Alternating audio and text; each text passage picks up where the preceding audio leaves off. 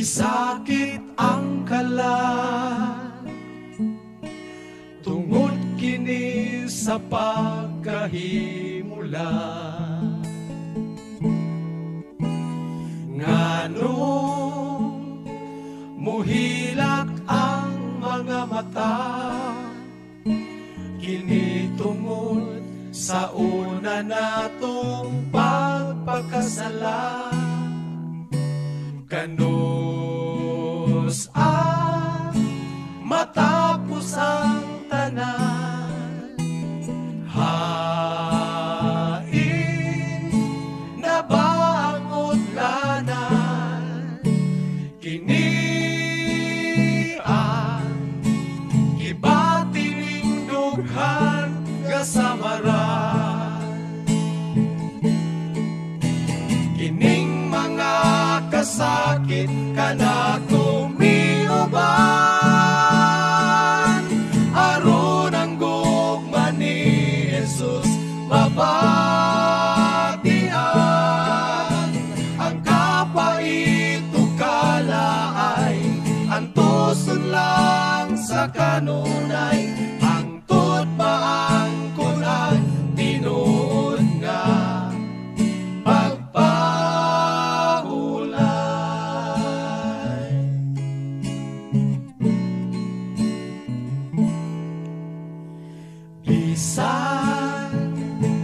ang pagtuo gisulayan, ug ang kalikon ta malimbungan. Usahay daw sa wala na'y paglaom, sama sa kahayagon ang kangit-ngit mo tabong. Igsuon sang pita si Jesus, itugyan tanan nga pag-antos kaniya, maangkon ang pahulay nga bugos. Kining mga kasakit kana kumiuban, aron ang gugma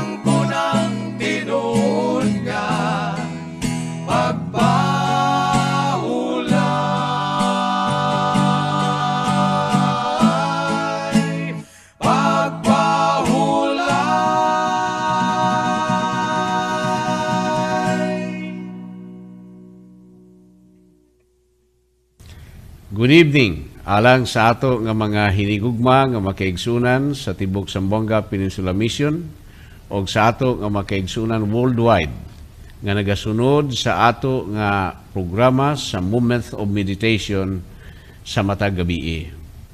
Ako kamo nga gi-invite sa pagpadayon sa pagsunod dining atong programa. Hangtod nga naa pa ang COVID, kini nga programa magapadayon sa katuyuan nga maghatag kanato og kadasig ang pulong sa Ginoo ug maghatod kanato nga mahimo kitang mas labing matinud-anon sa atong pag-alagad sa Ginoo. Maigsoon sa dili pa ako mopadayon sa paghatag og mensahe kaninyo ni gabiuna, akong iuna anunsyo pagpahibalo nga na kaninyo nga sa una nga semana sa Hunyo, aduna kitay paghimuon nga series of marriage enrichment seminar. So ni anang tibuok semana sa matag gabi sa mao nga oras gihapon sa moment of meditation, himuon nato ang mao nga enrichment seminars para sa ato nga mga magtiayon. So ako mong gi-invite sa pagsunod ni ana sa matag gabi sunod semana. O karon sa pagpadayon nato sa pagtuon sa pulong sa Ginoo, sa pagpamalandong niini, atong iduko ang atong ulo sa pagampo. Ginoo, ako nga gihangyo na usab ang imong balaan nga presensya mania sa amo nga taliwala. Karon sa mamalandong kami sa imong nga pulong, amo ning masabdan ug maghatod kanamo nga magmatinud-anon mi sa among pagkinabuhi nga naha kanimo. Salamat imong tubagon ang among pagampo kay amo ning gipangayo sa ngalan ni Ginoong Hesus. Amen.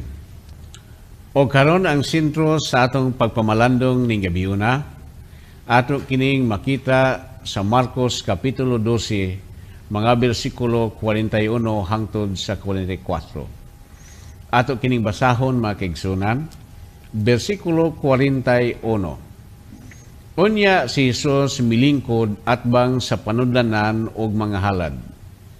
Og iyang gipaniiran ang panon sa mga tao nga nanghulog og kuwarta ngadto sa panudlanan.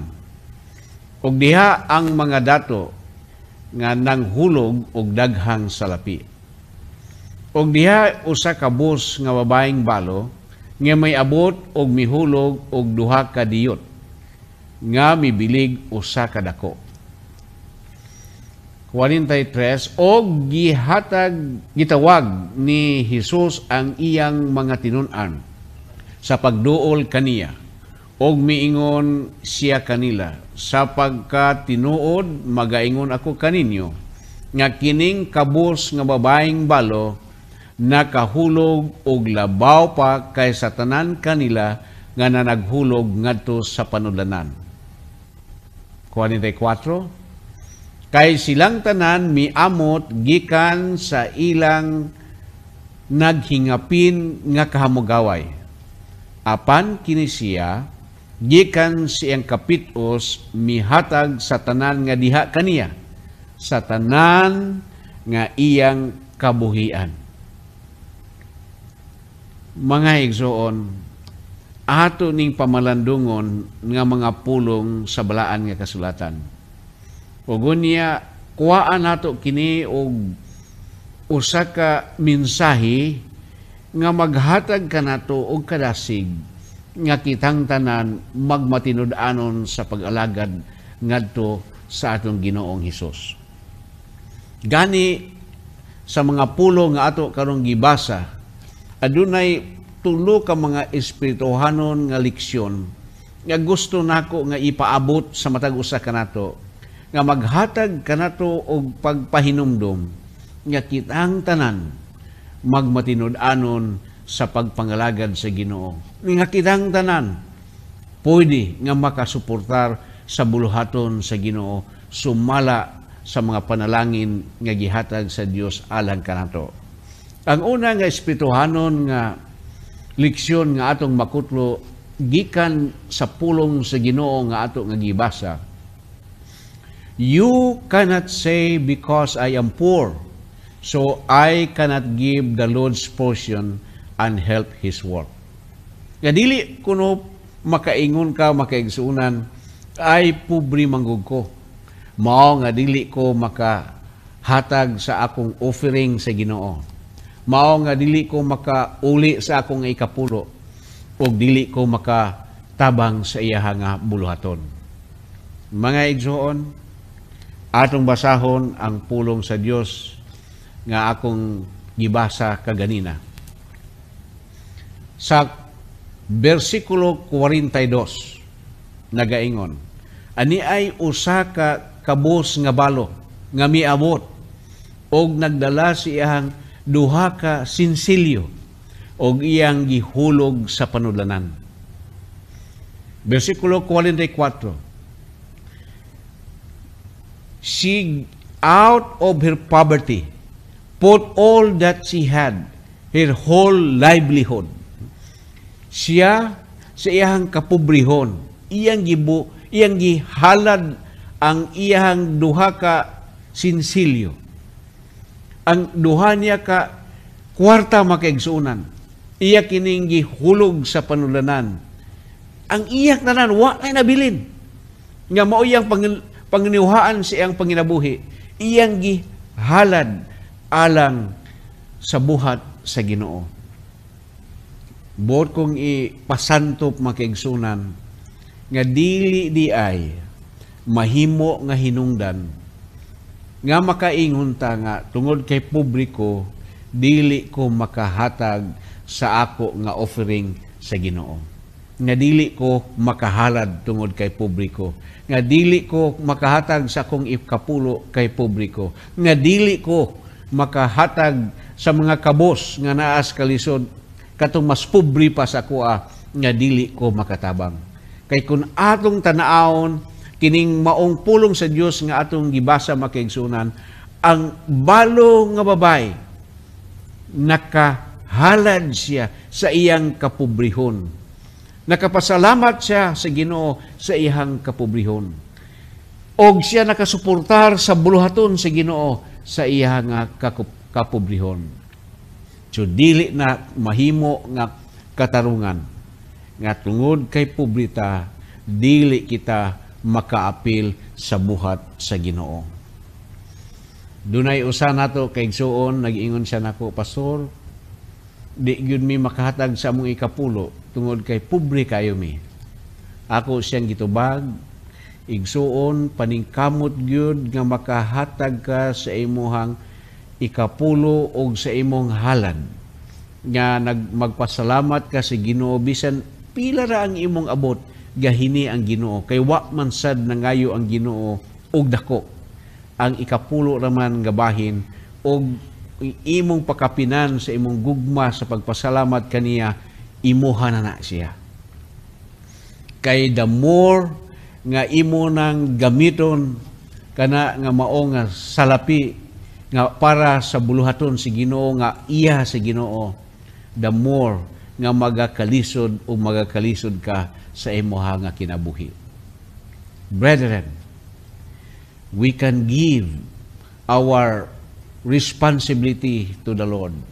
We can give what is due to the Lord nga ato siyang mapasalamatan o ato siyang mapasidunggan kay siya ang atong magbubuhat o siya ang naghatag og panalangin kanato.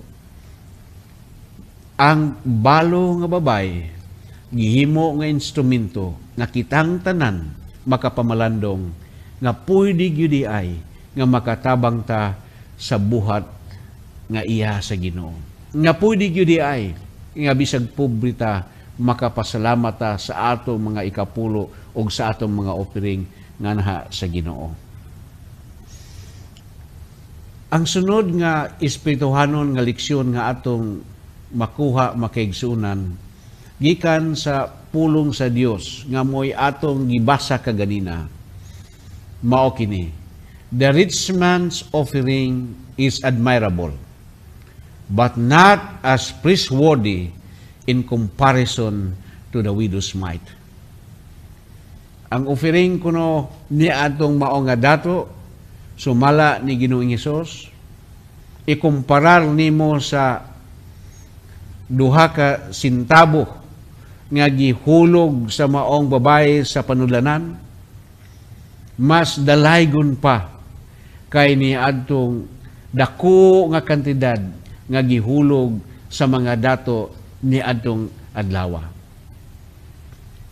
Although ang halad sa mga dato is admirable, kay linibo ang ila siguro nga gihalad ni anang adlaw, ikumparar sa duha ka sintabo o tag 5 centavos o tag 10 centavos baka nga halad ni atong mao nga babae, ni atong balo nga babae.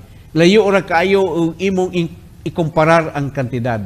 Pero niingon si Ginoong Hesus, mas dako pa ang gihatag ni atong bayhana kay ni atong mga halad nga linibo sa mga dato nga mga tao.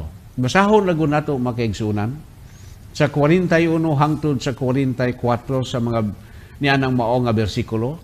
Si Ginoong Hesus naglingkod opposite sa panudlanan sa halad. O gunya abot ang mga dato nga mga tao naghalad, ang mga o gunya miabot po ding mao nga balo nga babae. Sa 43, niingon si Ginoong Hesus, He called His disciples to Himself and said to them, sapagkat tinuod ako magaingon kaninyo, nga kining balo nga babae has put in more, naghatag ang iyang gihatag mas dako pa than all those who give to the treasury. Kay nga naman, they all put out of their abundance. Ang mga dato, nihatag sila silang offering out of their abundance, out of their surplus, out of sa ilang sobra makaigsunan, ilang gitipakan ang ilahang dakong ginansya, nga makahatag sila sa buluhaton sa Ginoo, nga makahalad sila sa Ginoo ni anang adlaw. Pero ang maong babae, she out of her poverty put all that she had.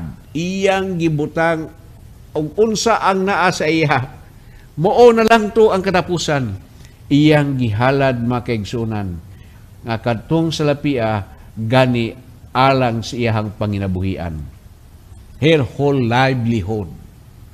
Brethren, this is to tell us nga kung musuportar kita sa buhat sa Ginoo makaigsunan, makahimo ta. Kaya ang maong balo nga babae, nakahimo ni ini. O gani, giihap sa Ginoo, gilantaw sa Ginoo, nga ang maong halad sa maong babae, mas praiseworthy pa ni adtong mga dato nga ang ilaha nga gihatag alang sa pagsuportar sa buhat sa Ginoo, kumingking ra, tipasi ra sa salapi o ginansya nga ilaha nga natigom mga kaigsunan. Bisag publika mga kaigsunan, bisag publika igsuon, kung muhatag ka with all your love alang sa buhat sa Ginoo, sumala sa imong maarangan, the Lord will bless you. O gitan-aw sa Ginoo nga it is more honorable, it is more praiseworthy kay ni adtong tipik o ni adtong kumingking lang sa mga income sa mga dato nga mga tao nga ilang gihalad sa matag adlaw nga ipapahulay. So this is to tell us nga wa gihap sa Ginoo og pila ang kantidad, but your heart, your love of giving to help to support the work of the Lord through your offering, through your tithes, and to all the supports that you have given for the cause of the Lord. Ikatulo nga importante nga leksyon nga atong makuha makaigsunan gikan ni ato nga pulong sa Dios. The offering that counts is out from a conviction to make a sacrifice for the work of God to flourish. So, nag-iyon ang Ginoo, kaganina, nga ang offering sa maong bay, mas dako pa kay niadtong mga dato. And that is praiseworthy. That is praiseworthy. Ang offering sa mga dato, that is admirable. Ato sa pong madahig sa ilahasad nga gibuhat. But in comparison to the weight sa tubangan sa Ginoo, mas bugat ang halad ni atong mao nga balo nga babae. Now, the offering that counts is out from a conviction to make a sacrifice for the work of God to flourish. Atong makita ang maong balo nga babae, mga igsoon, it is out of her conviction. It is out of her love nga mihatag siya sa iyang tanan aron ang buhat sa Ginoo mulambo. Do we have that conviction, mga kaigsuunan? Or are we holding our resources? Are we holding our money, mga kaigsuunan, alang sa pagsuportar sa buluhaton sa Ginoo? This woman would remind us nga ikaw nga adunay dako nga resources, you can help a lot if you will give it to the Lord. Wa man gipangayo sa Ginoo ang tanan, but He was asking you, your love, your sacrifice, alang sa pagpalambo sa buluhaton sa Ginoo. Namalandong ko makaigsunan nga kining salapi nga atong nabatnan ining kalibutan na maayo man. Tungod mo ni atong gipalit og pagkaon, mo ni atong gipalit og bisti, o sa bisan unsa nga butang makaigsunan. But when you love sa salapi makaigsunan more than God, and you cherish, you treasure more than God, brethren, that would be a tragedy sa imuha nga kinabuhi. Because that could be a hindrance nga dili ka makasulod sa ginharian sa mga langit. But this woman, out of her poverty, unsa iyang nagather, he gave it to the Lord, makaigsunan, alang sa pagpalambo sa buluhaton sa Ginoo. Brethren, it is a call for all of us, brethren, that we should be generous for the work of the Lord. Rich and poor, let us all unite together alang sa buluhaton sa Ginoo, especially that our time, grabe na yun makaigsunan, and we can see the fulfillments every day, and we need to help the work of the Lord so that there will be many souls that will be convicted, that will be led to Jesus if we give our resources alang sa iya nga buluhaton. The offering that counts is out of a conviction. Muna nga ang balag mahurot because she was convicted that she has to give this all for the Lord. Pagkanindot nga ang maong balo nga babae naghatag kanato og mensahe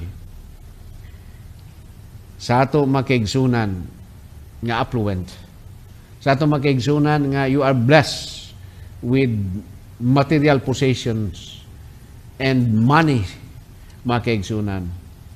I would appeal to you, while the door is open, that we can still preach the word of God to all the world. A portion of it, give it for the work of the Lord. But after all this wealth that we have gathered in this world, dili nato ni madala dito sa langit. We have a belief that in a near future, ang atong mga kabtangan, ang atong mga natigom nga salapi sa bangko, and everything that we have, when the crisis of time will come, that there will be again persecutions of God's people before the Lord comes. Kining atong mga salapi, we must be willing nga biyaan nato na sila. Og ato lang alagaron ang Ginoo kay ang Ginoo maghatag kanato og protection. Samtang wa pa na niabot nga panahon na makigsunan, be generous alang sa buhat sa Ginoo. Nga mulambo ang buhat sa Ginoo og magkabot og mahamili nga makalag og ikaw unya sa pagbalik sa Ginoo. Sa didto na ka sa langit nun nga puloy-anan, you will find yourself that in your crown of life, daghan ang stars. Tungod kay daghan ang imuha nga nadala sa tiilan sa Ginoo, sa imong pagsuportar sa buluhaton sa Ginoo, sa imong pagpagamit alang sa buluhaton sa Ginoo. Brethren, my prayer nga ang Ginoo magpanalangin kanatong tanan, nga we can be all asset alang sa buluhaton sa Dios. Sa pagtapos, I would like to leave to you these thoughts. This poor widow will certainly be in heaven. She is poor in this life, but to God she is rich. While many rich people in this world before God are poor and doomed to hell. Pamalandungan na ninyo, manigugma ko makiigsunan. Ang balo nga babae, pobre ning kalibutan na dato sa atubangan sa Ginoo. Asa man mo ana? Dunay dato pod ning kalibutan na pero sa atubangan sa Ginoo, pobre and they are doomed for destruction. Pero naay mga swerte nga mga tao. Sultihan ko kamo makiigsunan. Naay mga tao nga dato ning kalibutan na unya pagbalik sa Ginoo, naluwas pa gyud sila, pirting surtiha. Kay nganuman, hayahay pa sila nining kinabuhia, unya maluwas pa gyud sila, pero ang usa ka pobre, unya di pa gyud maluwas, pirting di malasa. So naagi mga surtihon nga mga tao. Kamo nga mga surtihon, paggamit mo alang sa buluhaton sa Ginoo. Suportar mo og lako alang sa buluhaton sa Ginoo. Kaya aron didto sa langit, in your crown of life, there will be many stars. Kitasad nga mga pobre, dili po ta magpaulahi sa pagsuportar sa buluhatan sa Ginoo. Ginagmay ra man ang atong mahalad, ginagmay ra pod ang ato nga ikapulo, kay gamay ra man ang atong abot, pero pwede nga magpaggamit ta alang sa buluhaton sa Ginoo, and we can be rich in the kingdom of heaven. This is my prayer this evening. Sa pagtapos, iduko nato atong ulo sa pagampo. Ginoo, salamat kayo nga ikaw nagpanalangin kanamo nining adlaw. O nga niini nga gabiuna amo nga napamalandong nga ng imong nga pulong. O nga ang imong pulong nagpahinumdum kanamo nga mapubli og madato kami, pwede kami nga magamit sa pagpauswag sa imuha nga buluhaton. Salamat kayo nga ang imong grasya among babatnan o makapangatulog kami ning gabiuna uban sa imuha nga pagbantay ug maiway kami Ginoo usab sa pandemic kana sa amo karon nga palibot kay kini among giampo sa ngalan ni Ginoong Hesus. Amen.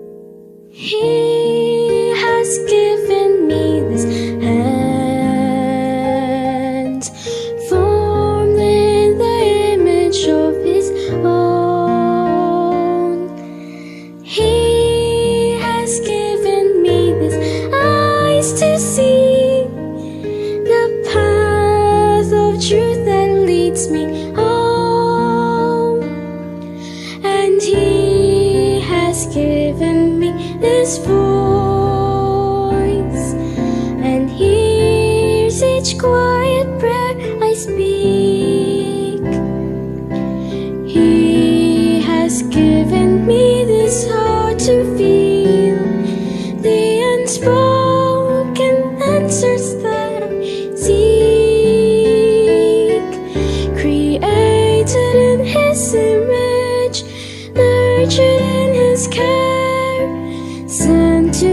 to learn the noble heritage I bear.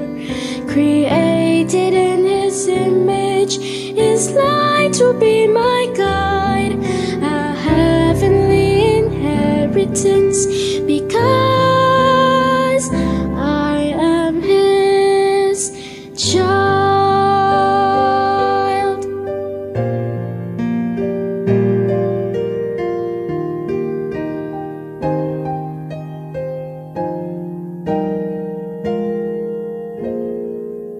Hands like His to freely give, hands to make some burden light, eyes like His to know another's need, as I learn to see with heaven's sight.